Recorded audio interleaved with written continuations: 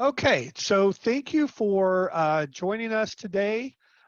This is a presentation on learning circles beyond the classroom. Any of you who attended our Pro Literacy Conference back in October know that we had a lot of presentations and a featured session on learning circles. We think that they are kind of a great option for literacy programs in terms of a different way to think about providing services to your students. And we have Yexcica here today. She's going to introduce herself a little bit later, but she's going to tell you kind of how she's using learning circles in her program and really what she likes about them and what the students like about them and why they're kind of a great thing to consider. But before we get um, to her and to the presentation, got a little bit of housekeeping. So first of all, I know this is always a question. We are recording this in about a week, and I say about a week because we like to give ourselves a little bit of leeway. We'll be sending out a follow-up email to everybody who attends and who registered. It'll include a recording of the webinar. We'll post it on YouTube, and we'll even put some timestamps so it'll be easy to find kind of those key areas that you may want to go back and review. Yexcica has agreed to share her slideshow that she's using, so we'll send that out with you. We're going to put together a little information piece that's kind of a summary of the key points that she talks about today. That's a good piece for you to use to share with your coworkers. We'll have a chat, transcript of the chat and the Q&A session, and you will get a certificate for attending. Now, I just talked about the chat and the Q&A. So those of you who haven't attended our webinars before, we're going to ask that you use the chat to introduce yourself, which you've already done. If you want to share links with the group, resources, things like that, post questions to the group, use the chat to do that. If you have questions for Yexcica, we're going to ask that you use the Q&A feature. It's that little two bubbles down at the bottom of your bar there. We're going to ask that you type your questions in using the Q&A. And the reason we do that is because the chat feature scrolls by pretty quickly.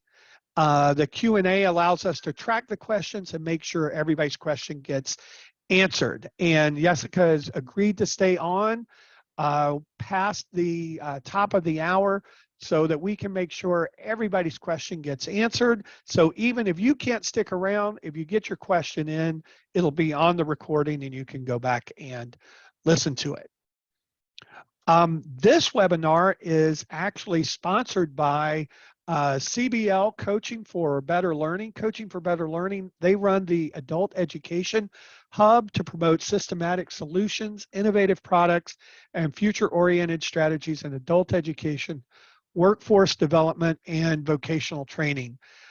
They publish student textbooks, they do training and coaching, they have teacher training systems and instructional systems in reading, math, and study skills. And if you want to know more about them, here are some links. You can go check them out.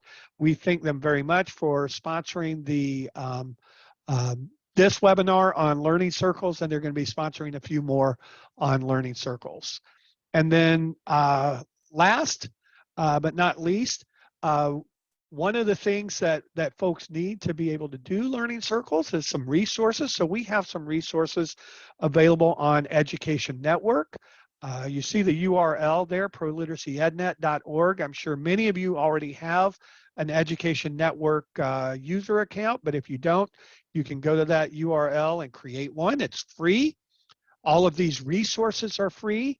So the first one, Learning to Use Learning Circles. This is a training online course. There's 3 courses. There's a kind of an orientation or an overview to what learning circles are. There's a course for administrators to show you how to implement and support learning circles in your literacy organization. And then there's one that's a training for facilitators to show you if you're going to be a learning circle facilitator like Yexcica, it's to give you some pointers on how to do that. And then the other 2 resources listed here, Understanding Finance and Money and the Pitney Bowes Workforce Development Collection, are good resources for you to use actually for that instruction. They are free.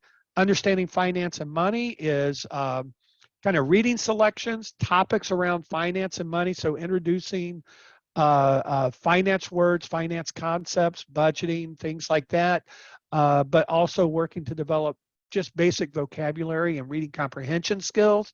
The Pitney Bowes Workforce Development Collection are courses, a series of 4 courses around kind of identifying your career goals, researching jobs and applying for jobs, acing the interview, and then communication skills that you might need at work. And we're developing 4 new courses around workforce development, but specifically around applying for a job and getting a job in kind of a digital world. So there's the URLs where you can learn more about them, but you can also, if you already have a Education Network account, you can just go on Education Network and search for these. So I'm going to stop here and I'm going to stop sharing my screen. And just to let you know, we are not doing a live camera because sometimes folks don't have strong bandwidth and it can lead to buffering issues. But we are going to we're going to ask Yexcica while we're transitioning to turn on her camera so you guys can see her and kind of have an idea of who's talking to you. So Yexcica, I'm going to stop sharing. You can greet everybody.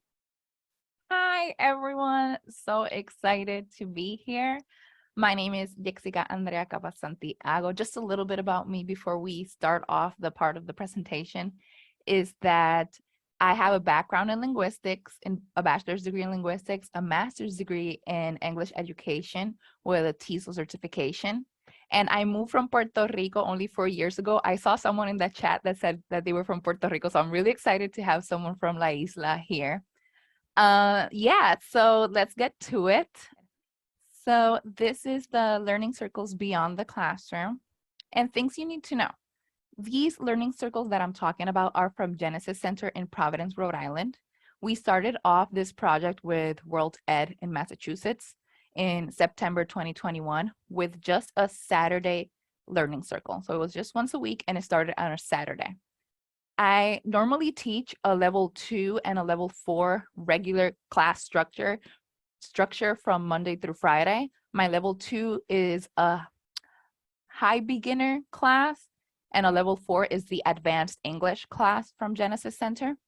Now, the learning circle I'm going to be talking to you today about is a bilingual beginner level for a family literacy class. We call this an FLA, which is Family Learning Academy, and it is in the learning circle format.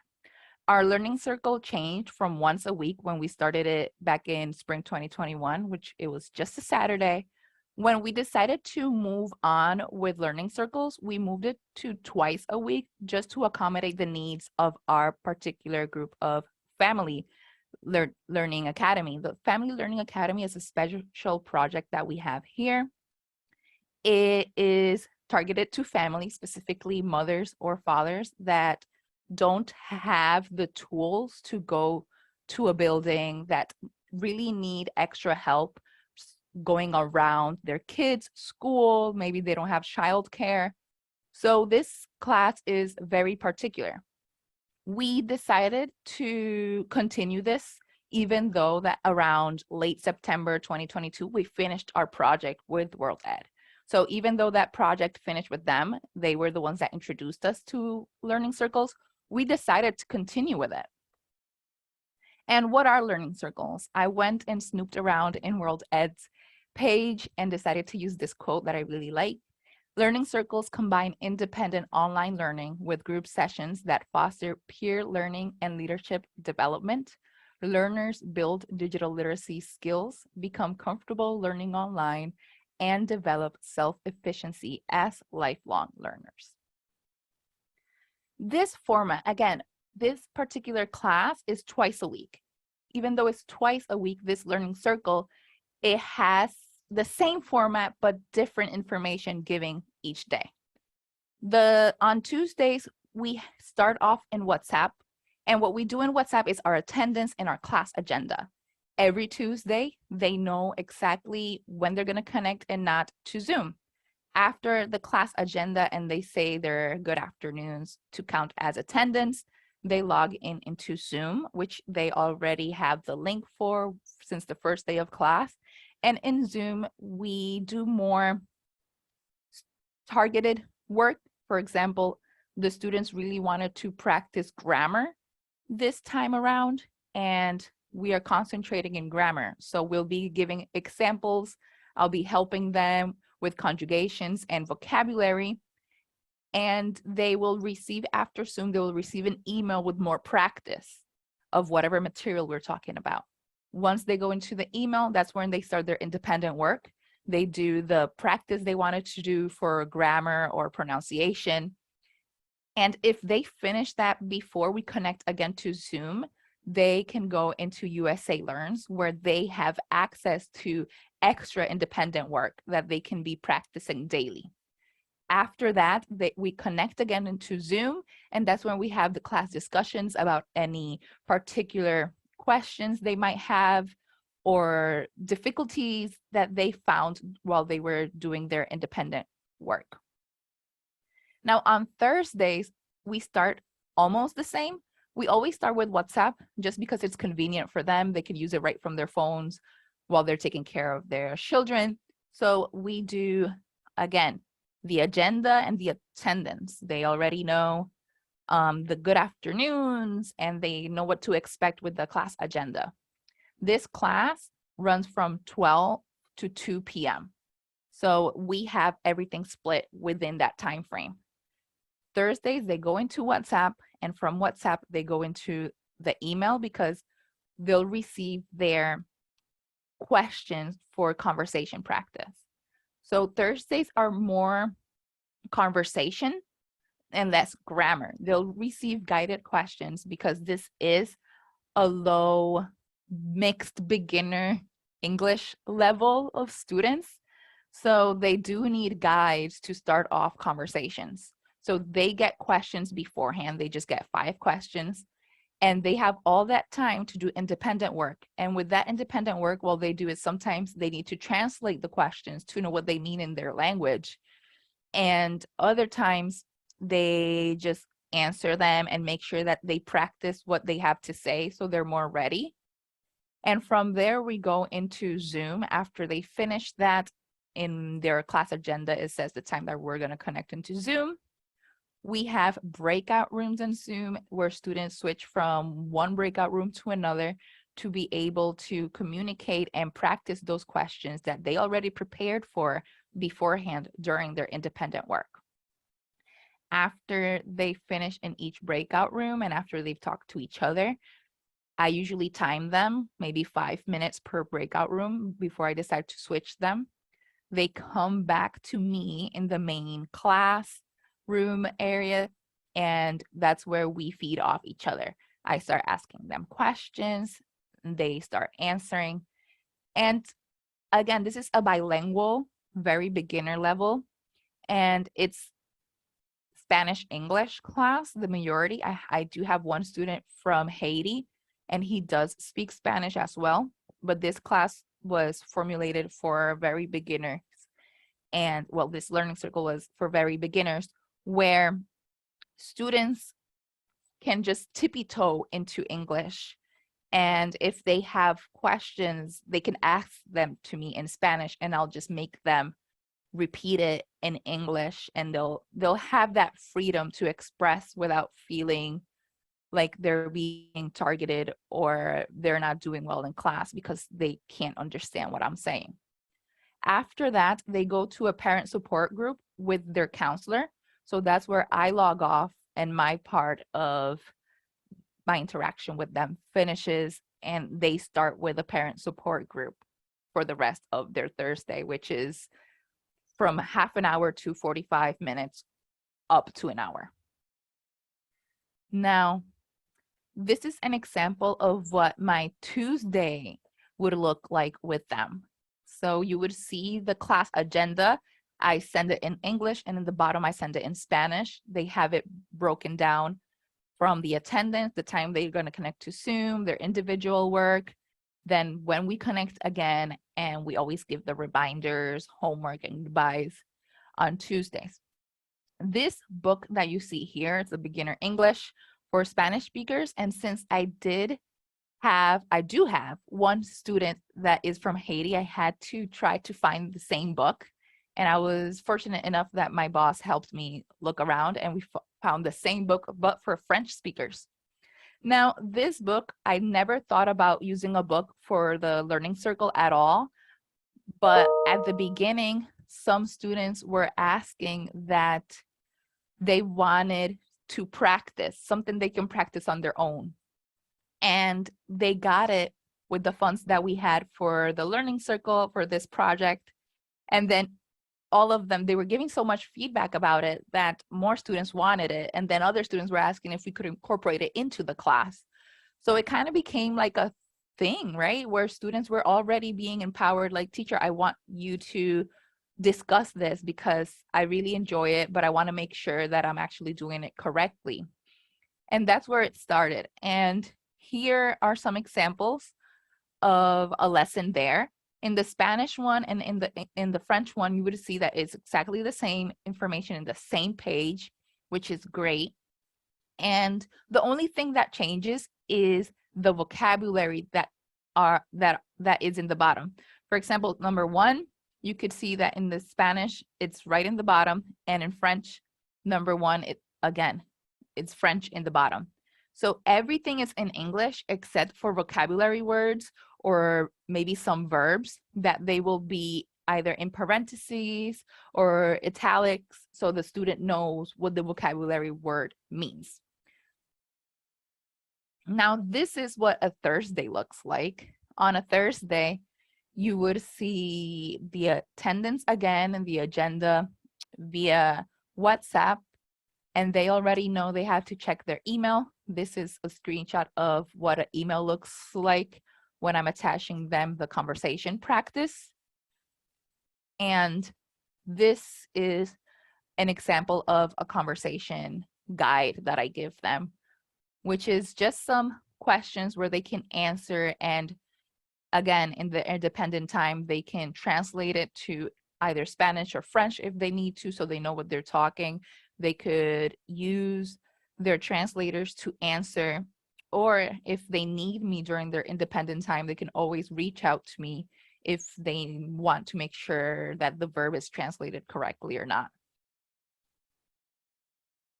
And I have a short video that I want to play for all of you that is our group conversation practice.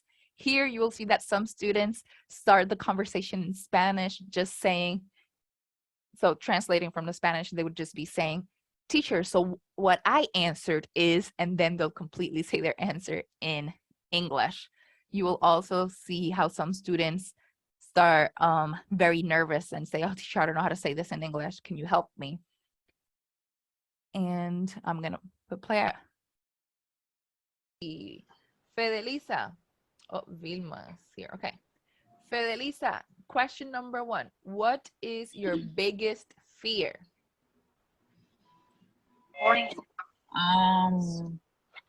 Yo no lo sé decir en inglés eso, pero Okay. para mí mi mayor miedo es como que le pase algo a mis niñas. Okay. Okay. So your biggest fear is for something to happen to your kids. Mm. Okay. Now try to repeat it. For something to happen to my kids. For something to happen to my kids. Beautiful. Great. Okay. Weisler, question number 1, Weisler.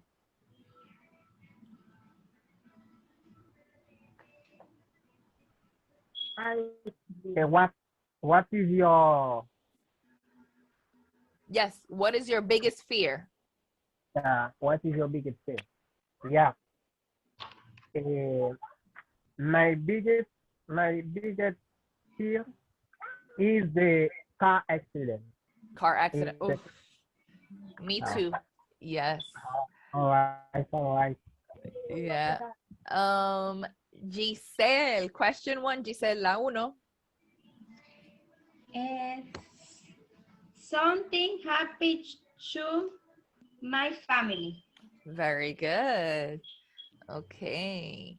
Blanca, question 1.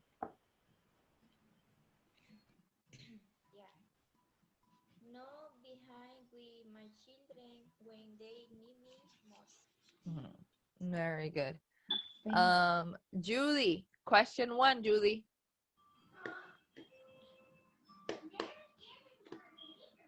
Su respuesta para la número 1, Julie. Oh, my bigger fears is not able to take care of my child. Very good. Vilma, question 1, Vilma. Yo puse not being able to take good care of my children. Very good. Rosa.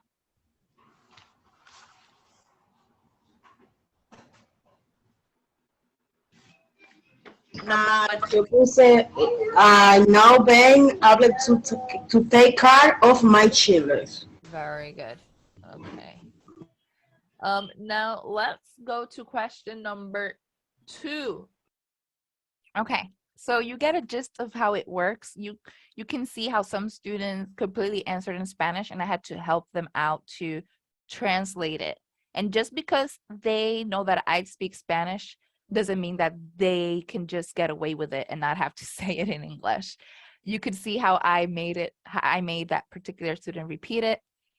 And if you notice, students, I don't know if it shows on the screen that I recorded, but students are muted until they talk, because this is a group of mothers. A lot of them have their children, toddlers.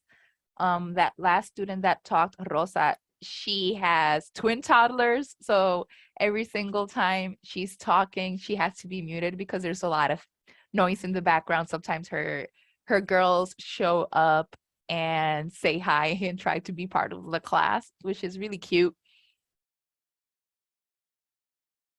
Now, when I decided to do this, and I was talking about, oh yeah, definitely learning circles are not only for the class, they go beyond that, because after my experience, I had so many good things to say about it.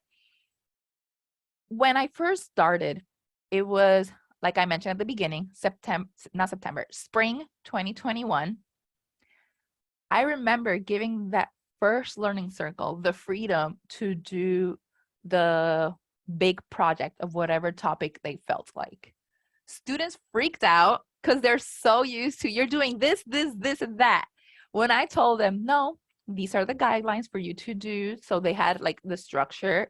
They could do videos, they could do a presentation, they could do something live, but it had to fit within a time frame and a specific structure. But they had the freedom to select any topic they wanted. When that happened, students, again, they were freaking out. But teacher, what do you mean anything? Like anything, either maybe something you work with, something you're passionate about, something you want to talk about. And these are some examples of presentations that students did, some projects that they did throughout the various learning circles that I've done already. With my first learning circle, one particular student, she does Pandora charms. So she was showing us how she did them. And there she has pictures and a little video. Another student was very interested on overpopulation and why she believed that there was so much going on surrounding that, and with teen moms. So she talked about that. She had the freedom to talk about it. She did research about it.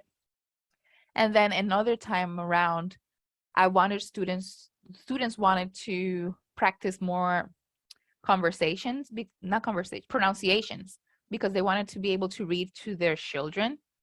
And the last project was targeted with a book about a student, like a different book for each student. And they had to do like a book review at the end of the learning circle, where the student told me what was their interest. I did research of my own and got a book for each student, and they talk about it at the end.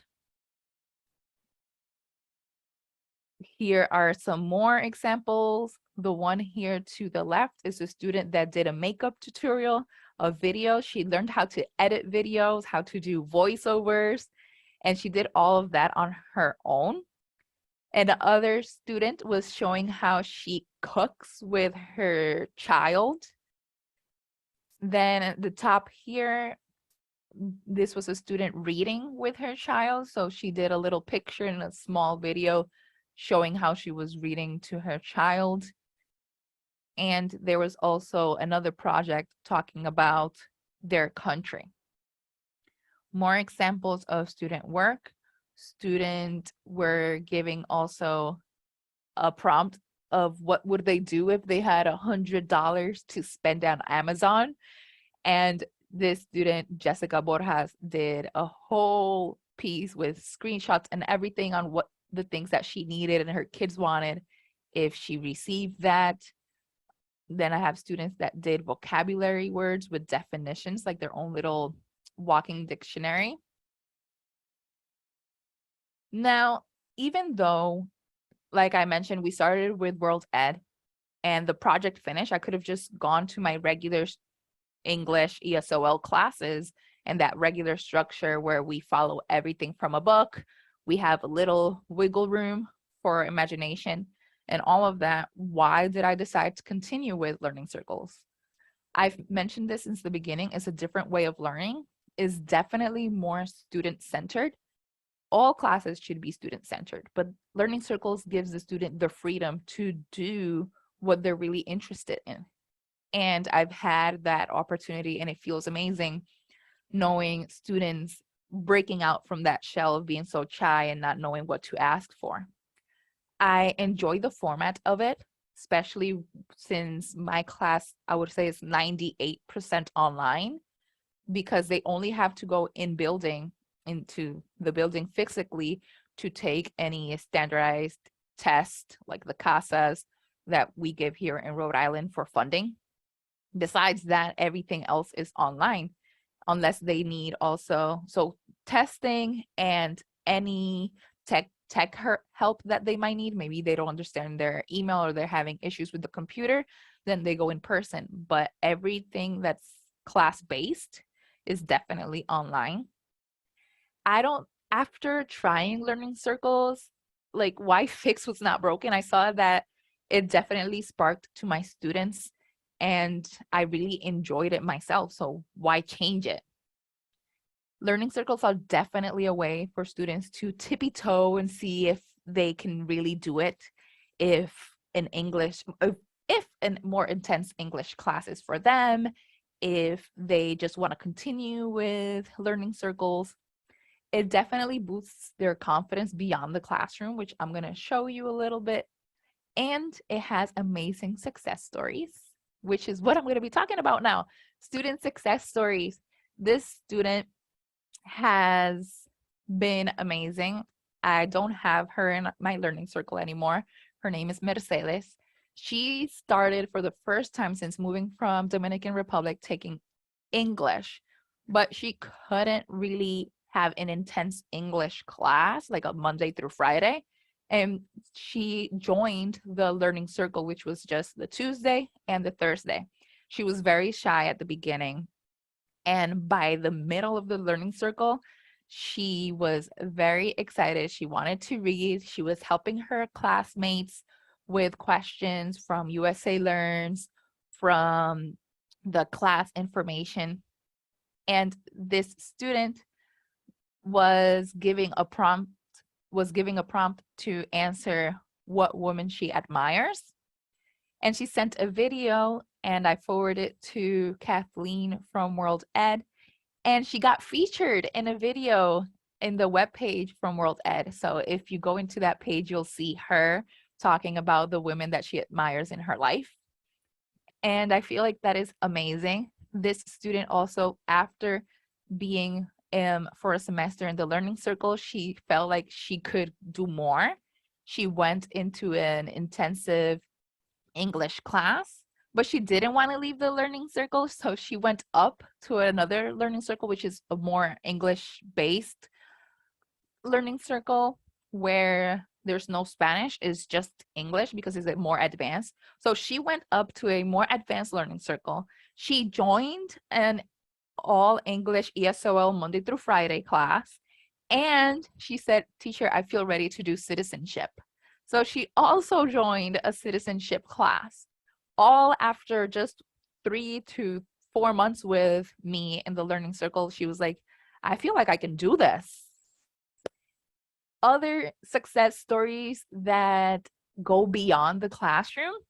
This picture to the left, these two, the blonde and the brunette from the middle, these two are students, and they joined as audience for a conference that talks about mothers and professional development. And they were able to do that thanks to the learning circle, thanks to knowing that they are worthy of stuff. Because again, this is targeted to mothers and fathers. The majority, I only have one father, everyone else are mothers. And thanks to this class and the support, the learning circle, they feel like they can do more and that they deserve more and that their voice matters. I mentioned that I use USA Learns as well for their independent work. And I had students that they finished their whole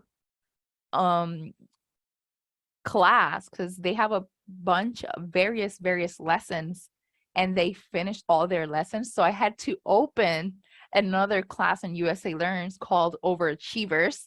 That's why you see the little green circle there. That's the name of the class. And 5 students out of, I believe I had 12 that time around, 5 out of those 12 students were joining the Overachievers class in USA Learns because they had finished all of the material they had.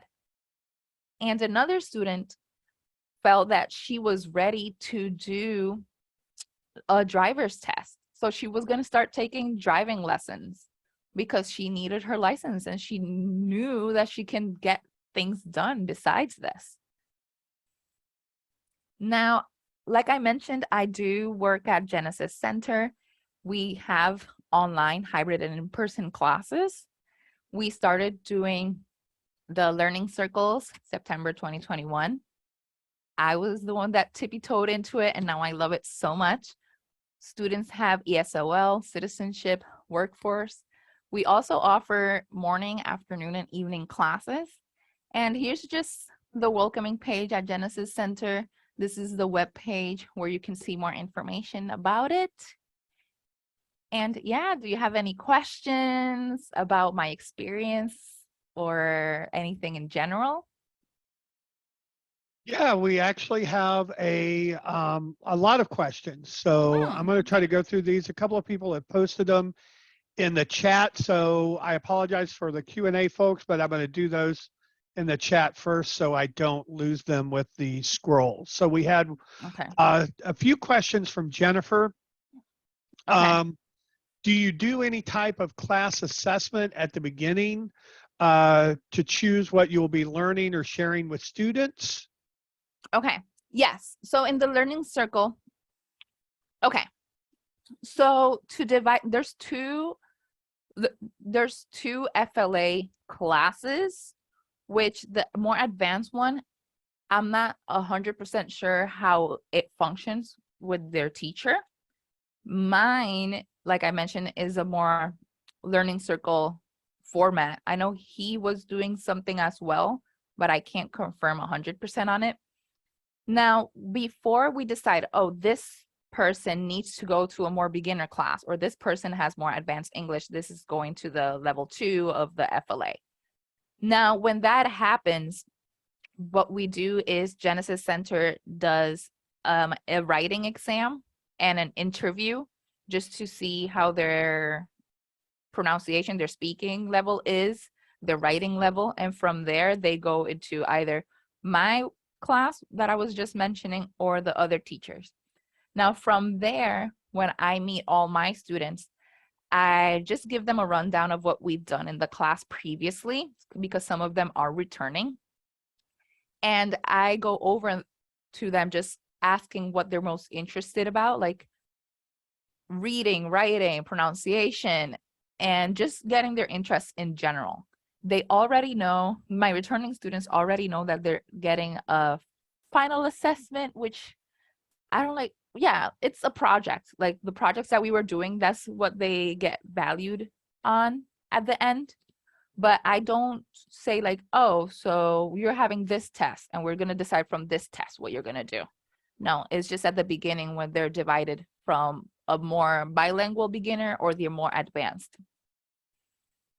Okay. And then second question, do you track student attendance in the twice weekly meetings and the individual learning part? So you talked about using the WhatsApp at the beginning to kind of track attendance and give them the agenda, but are you also tracking their attendance or their kind of participation time or seat time in the individual learning parts as well? Yes, because like I mentioned during the presentation, this is a 12 to 2 p.m. class, and I make sure that I divide it for them to have their independent, their time with me.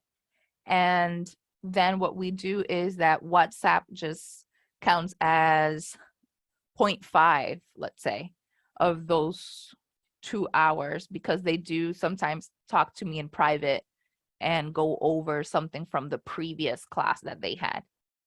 But Okay. if they don't connect into Zoom, then I do track WhatsApp and Zoom, to put it that way. Okay. Okay. And then the third question from Jennifer, how do you measure student progress and success? You talked about the projects, but you also said like at some points they may go into the office or the center for assessment. So can you talk a little bit about how you're kind of measuring student progress and success? Okay. So again, we don't do points. They do go to testing, and data wise for the administration side of this, they do measure, for example, when they take those standardized exams, which are what helps us for funding. Let's say a student started off before taking class, because they're gonna take that same exam, the same one, before they join my learning circle, and then once it's time for break or once class is over, that's when they take it again. And from the administrative side, they compare. They're like, okay, so this student stayed the same, this student went up, this student went down a point or two. So as long as the student doesn't go down more than 5 points, they're doing good and their class involvement is doing well. Okay. We have some other questions. So one from Samar is about the books you use, and just asks, are there similar books in languages other than Spanish and French? Yes, I believe so, because when we were looking for the French, we did see others. These books are from Amazon. I think I saw one. Yes, we definitely see. I can't recall which ones, but when you put the same name in Amazon, it'll just give you the different Languages, right? Yeah. And just to remind folks, Samar, and others who are interested in those resources, we will share the slideshow, so you'll be able to see those book covers and do that research when we send that out. We have a question from David, who says, who asked, what do you see as the biggest difference between an English language class and an English language learning circle? The biggest difference? Yes. The format. And not only the format, like I mentioned, the learning circle helps students to tippy toe and see like, oh, I could do this, or oh, I can do more than this. The English, the regular English, just is formed in a more, I don't know how to say this in English very well, linear or line, linear way, versus the learning circle can move anyway. You choose how to move your learning circle and what speed to do it. When you're in a more English, sometimes you have to cover a certain amount of material within a time frame. Okay, so that kind of goes to that flexibility you talked about. And exactly. Okay, got it. Great. We have a question from Soyuko, and I apologize if I messed up your name. What kind of preparation or guidance do you do or give for the student projects? Those projects were pretty impressive. And so kind of can you talk a little bit about the preparation, the guidance, the support that you give students for those? Yes, of course. Actually, I presented this year on COAB talking about some of the projects the students did. I was really excited because what I do, we use Google Slides with them. Well, we as in me, I use with Google Slides with them. And we start very, very simple. I just show them how to type in Google Slides. So it's like a 2-week preparation where 1 week I'm just showing them the functionality of Google Slides, how to create them, how to write, how to edit, how to add pictures. And then when that simple stuff is done, I show them how to upload videos into it. And then after that, I show them how to research for information. So it depends. I do it very general because a lot of students, like the first learning circle, they all had to choose a topic. So they had to do their own investigation and research for it. I taught them how they could use Google and what pages they can trust and what pages they should be iffy about. So I do a lot of preparation when it comes to all that technical stuff with them beforehand. But once they get all of that done, they'll have like over 2 weeks to start doing the project little by little. Specifically this group, because like I mentioned, they are mothers and fathers who are very busy with toddlers running around them. So we do that during their individual time in the class time. Okay, so there's kind of built in the structure, there's kind of built-in Exactly. opportunity for you to provide individualized support Mm-hmm. to them for those projects. Exactly. Okay, that makes sense. That makes sense. Another question from David. Do you think learning circles are a good way for students to prepare for the U.S. citizenship test, or how about the interview? So different aspects of kind of getting your citizenship, the reading test, the writing test, the interview portion. What do you think learning circles would be a good fit for that? Learning circles are good for anything you want them to be. Like I mentioned, they're flexible. And definitely, if you haven't checked the USA Learns webpage, they do have a section for citizenship. That's how my student decided, Mercedes, the one that I mentioned. That's how she decided, because she was telling me she was a little bit nervous, but she wanted to do citizenship. So I opened up USA Learns for her, and she's like, teacher, can I practice the citizenship model that's here, even though I'm not in citizenship class? So she took that initiative, and that's how she started and decided to join a regular citizenship class. Okay, fantastic. And for those of you who were interested, we did post the link to USA Learns in the chat, and we'll also make sure to include that in the resource section of that summary document that I talked about earlier. We've got a question from Erica. How can you make learning circles successful in a hybrid or an in-person class? Do you have any, has your experience totally been kind of online or virtual, or have you done any hybrid or in-person work? No, unfortunately, I only have experience online because this whole thing happened in the midst of the chaos of the pandemic. It hadn't been a year since the pandemic yet, so we were still juggling around that.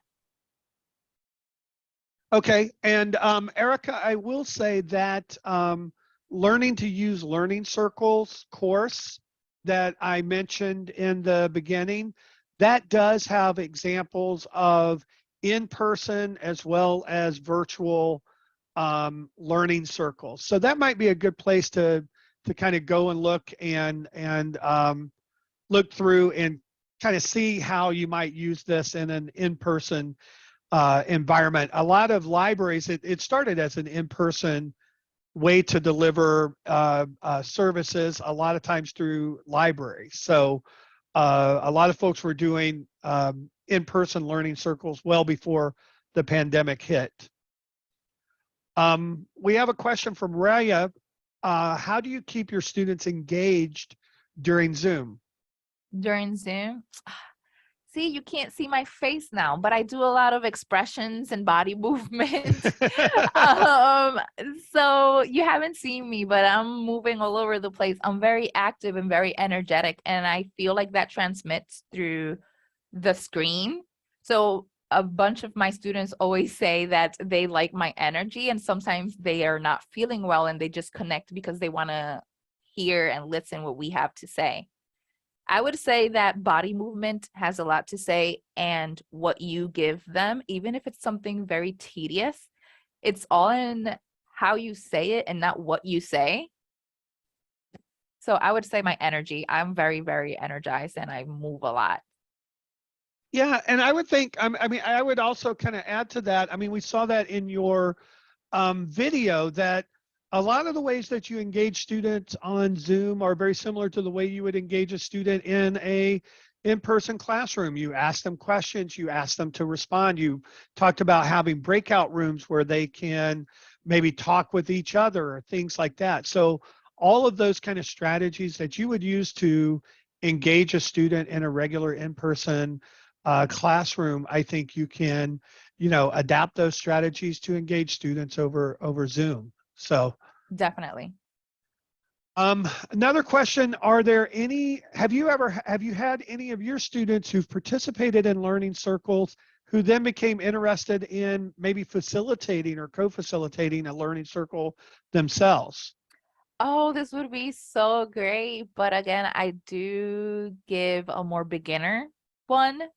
So I've never had a student say this. I do have students that I tell them that they're my assistant. So when we're doing more tech-based things like the presentations and all that, there's so many of them that I'm like, okay, contact Denise. I had Denise one time. Like, contact Denise before you contact me. If Denise can't help you, then I'll help you. So the more active students and the students that I know that need more attention, then I make them my assistant. So that's how I work with the more beginner level. Mm-hmm. And so that's actually a great, I think, example of what you were talking about, that learner-centeredness and that kind of taking control of your learning and really putting the students in kind of leadership roles within that larger learning circle. That's really, really interesting. There's a question about providing your contact information, and yep, you've got it up there. And again, it's going to be included in the slides that we send out. A question from Lauren. I support one-to-one ELL tutors and their learners. I am curious what your ideas might be about how to use the learning circle concept in one-to-one tutoring.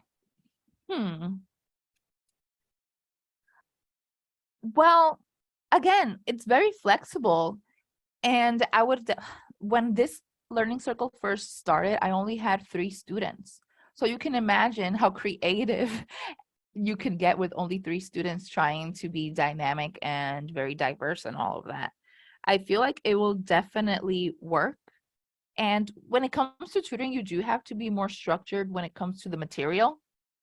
So the individual work would be after explaining all the material, I feel like. Yeah, I think there might also be some opportunities to form a learning circle with kind of multiple tutor-student pairs. So if your program is doing kind of exclusively one-on-one instruction, kind of most of the time working through a curriculum, that sort of thing, that maybe you can do some learning circles that involve 2 or 3 or 4 tutor-student pairs where you're all kind of getting together and supporting student learning around a particular topic, or like David was asking about maybe preparing for citizenship. If your regular kind of one-on-one tutoring is focused on more kind of learning survival English and that sort of thing, or conversation classes or some things around that. So there might be some opportunities to kind of think outside of the box of one-on-one learning and using learning circles to do some kind of pseudo group work. We have a question from Danielle, a different Danielle than our Danielle. What type of writing exam do you use? How long does it take the student to complete it? Oh, it's very, very simple. It's just 3 pictures, and they have to write about what they see in the pictures.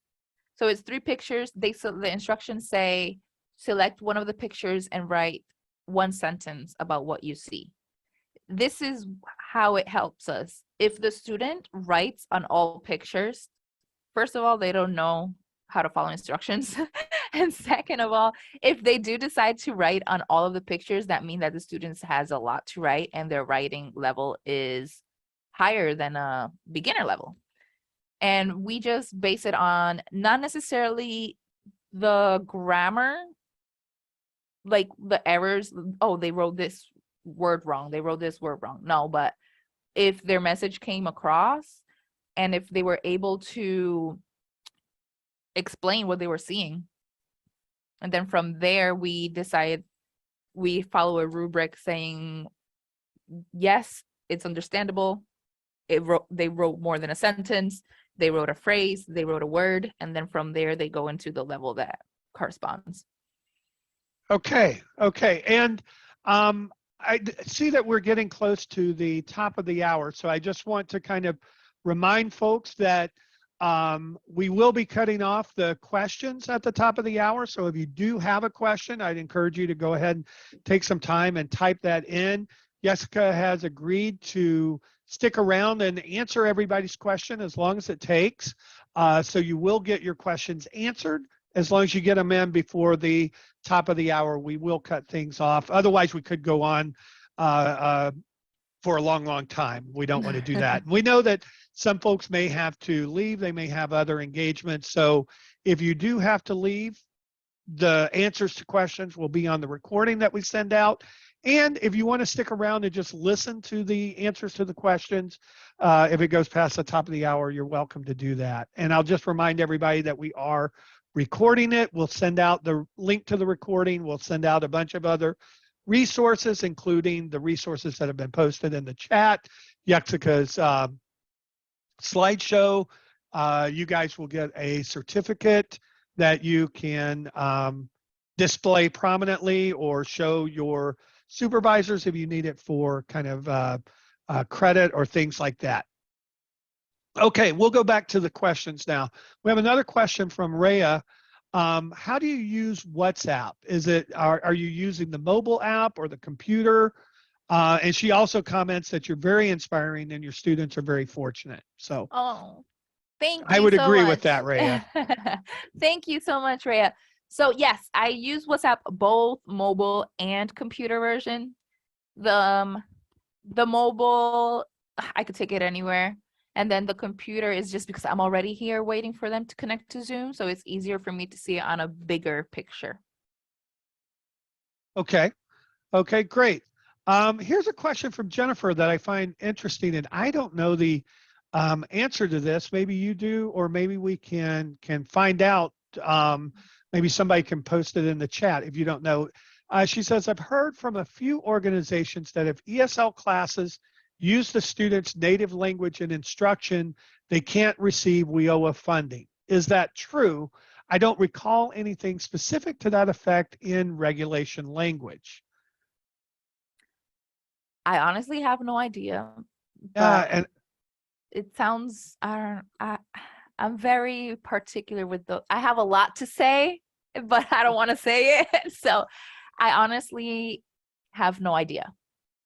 Yeah, I've never heard that, Jennifer. It's not to say it's not true, but I've never heard that. And I know a lot of organizations use in their ESL classes, they use kind of mixed languages, especially if they have a homogeneous kind of group of students, that they'll sometimes mix language between native language and English usage. So I would be surprised if that was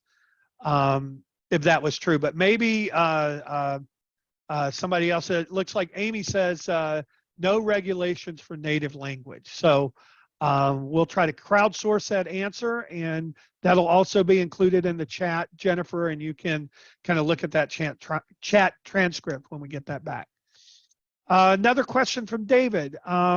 Some ESOL or ESL programs have found that when participants go from ESOL learning circles to regular classes, they not only do well themselves, but introduce the culture of peer learning support that they learned in the learning circle into those regular classes. Have you talked about some of your students kind of using this as a tippy toe into regular English classes? Have you seen when students go from the learning circle into the regular classes that they carry some of that peer learning support or other kind of aspects of that learning circle culture into the classroom?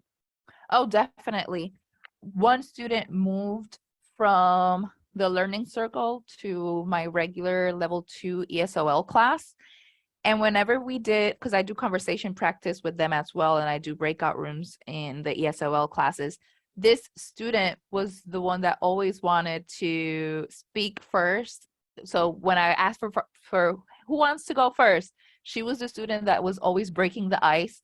And she was the one that helped the students with USA Learns because she already knew how to use it. So she would always be very active and ask and volunteer that if they needed help with a particular part in USA Learn to contact her and not bother the teachers, what she would say. So yeah. Yeah, great. Another question from Jennifer, and I think this is a great question. How do you advertise the class to students? To the students, what language do you use so that the student understands it's not a typical class? And I think this is a great question.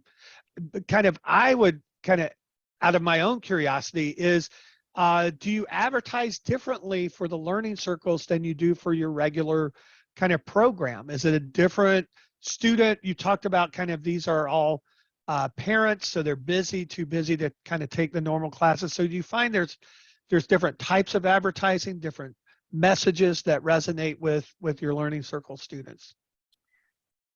Not necessarily.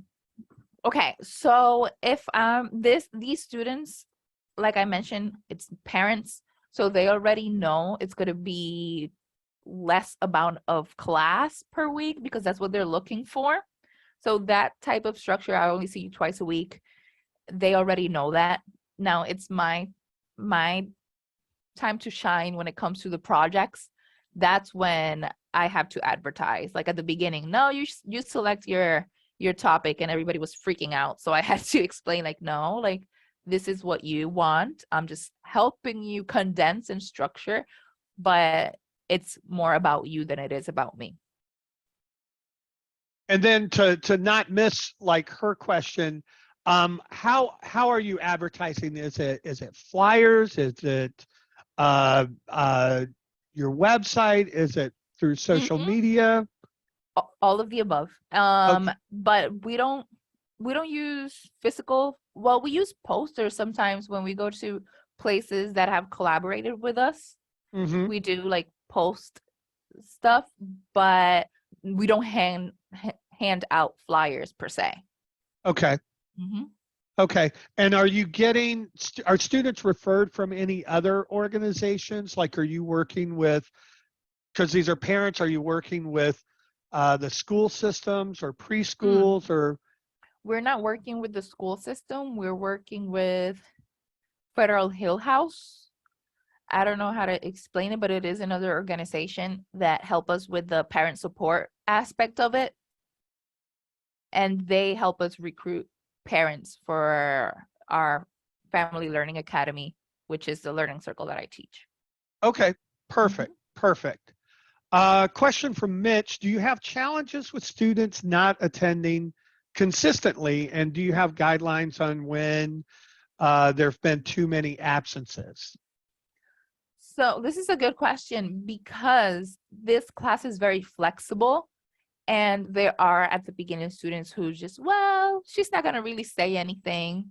You know, you're always going to get a student that's very loosey-goosey, even if it's in a regular structured class.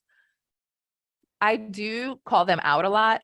So if that happens, I would say at the beginning when students don't know you and you still don't have that community with them, that will happen. But sometimes I don't even have to call them out. They're a community. They call each other out. we always do like a catch up on Tuesdays, like how was your weekend before we start with everything else. And you would see students saying, hey, Ana, tú no viniste, like you didn't come last week. What happened? Yeah. Did you text the teacher? Because I always tell them to text me privately or email me if they have a situation that they have to connect later then, or that they can't. And they're really good with that. But I would be like, Anna hasn't, I'm just giving a random name. Anna hasn't sent me anything and she's still not connected. The student hold up to that and they'll call them out. So sometimes it's not even my bidding. Oh, that's interesting. That's interesting that that real kind of close-knit community serves a lot of purposes, and that kind of, you know, being a part of that community, you feel a commitment to attend and abide by the etiquette. Interesting. No, definitely. And I had a student that was always late, and one of my assistants would get so upset with that student, but not like just upset, saying that it was disrespectful. And she called her out, not in a disrespectful way, but she did say like, you are wasting the teacher's time and our time, and I don't find that fair. And that student has never been late after that. So that's good. Really interesting. Really interesting. A few questions from Andrea. First one, how do you train your volunteer teachers to lead the students through the learning circle? So let's start with you. Did you get special training in how to do learning circles, and how are folks in your program? Because I know when you and I talked, you said a lot of other teachers are wanting to adapt this learning circle kind of structure. So are they getting any kind of specialized training in how to do it? Honestly, I thank World Ed a lot, because Kathleen and Priyanka, they were angels. They helped me throughout it, explaining more the structure and how it was more student-centered. Because I like to be student-centered, but there's so much you can do when you have to follow a book. You have to follow more things. And when she gave me like a one-on-one explaining and giving me readings of how it should look like, kind of, but I wouldn't say it wasn't anything intense. Besides them, I haven't received any other training. I know another teacher was doing a learning circle at night, when like simultaneously with me. I was doing it Saturday mornings when I started, and he was doing it on the nights, but not on a Saturday. Like I don't know if it was like a Wednesday, it was a weekday at night, and we both received that training. But I don't know if he has continued with it or not. And we haven't received anything besides that. Okay.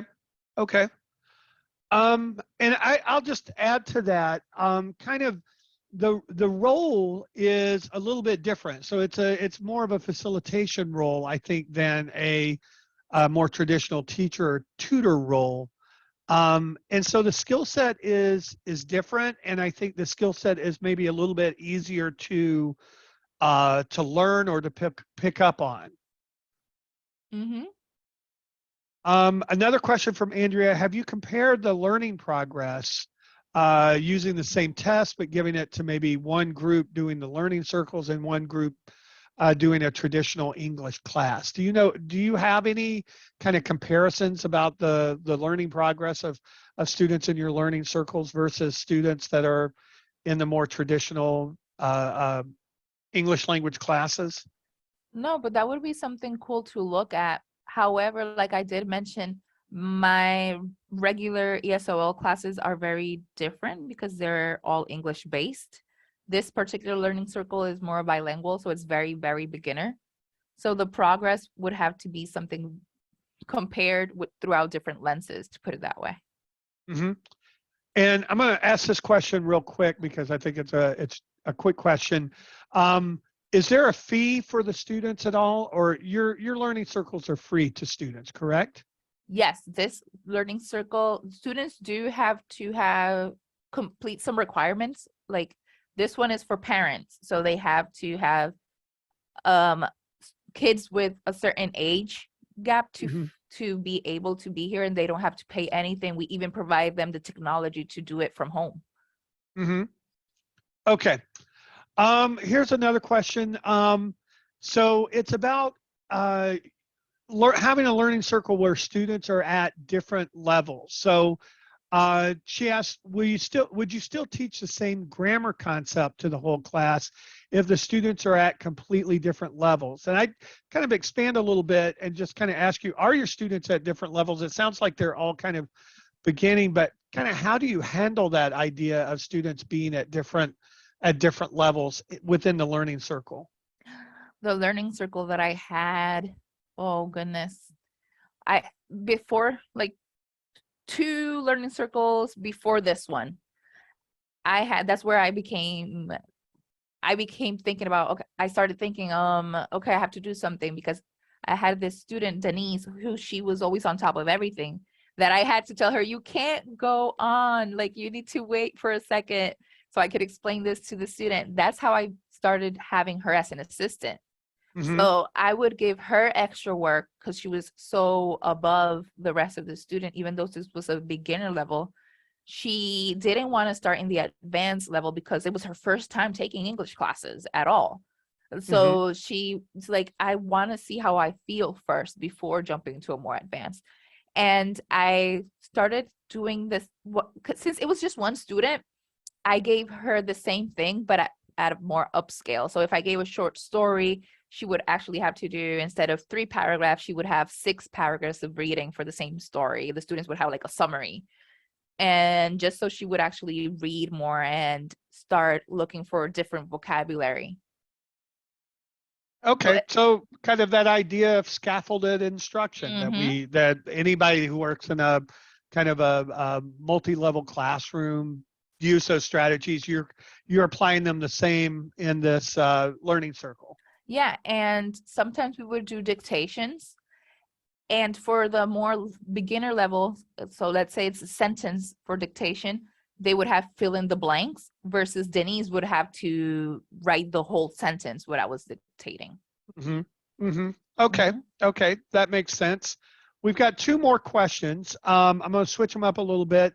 Do you allow students to join in the middle of a learning circle? And you said you meet twice a week, Tuesday and Thursday. How many weeks are you meeting? Like, are you meeting for like 8 weeks, 10 weeks, 12 weeks? And would you allow students to join in the middle of a learning circle? Okay, so it runs from 3 to sometimes pushing it to 3.5, 4 months. The learning circle, because they do have to follow the same length as a regular ESOL. Now, let's say learning circle started in September. This learning circle started in September. A student wanted to join early November. Unfortunately, they can't. One, because they have to do paperwork to join, right? We have to make sure that they have the requirement to join this due to funding. It's more about funding. And then we will start again the learning circle, and we'll finish mid-December and start in January. So what will they really grab from that in like a month? Okay. And then we've got one more question in the Q&A, and then I think Danielle has some that folks posted to the chat. So we'll get at those. So this is from Andrea again. She asked, she's still not quite clear of what you actually do on WhatsApp. So you said you do the agenda and you check attendance. She's like, is there a specific assignment that takes place on WhatsApp? Do you have an example of what gets posted on WhatsApp, and how long do you stay on the platform before moving to Zoom? Okay, so WhatsApp is just, imagine you are in a regular in-person classroom and you're just calling out roll, like Juan, Jose, Peter. So that's what WhatsApp would be. It's just I give the agenda greeting everybody, and just to make sure they're connected and ready for class, they say good morning, and the good morning would show their name. So I know who to expect in the Zoom. Okay. So, so they're really just getting on WhatsApp at like noon and saying good morning and reading the agenda, and that's it. And then they move right on to Zoom. Exactly. Then WhatsApp is also their community. So if they have questions about their individual work and someone can help them out, they reach out through the WhatsApp group. Or if they have a particular question for me, they reach out in WhatsApp privately to me. So that's Okay. our communication. Yeah. Okay, perfect. And then I'm going to mute myself and let Danielle take over. She's got some questions that folks had from the chat. Okay. And my apologies if you had already answered some of these that were worded differently. They were put in quite a bit ago.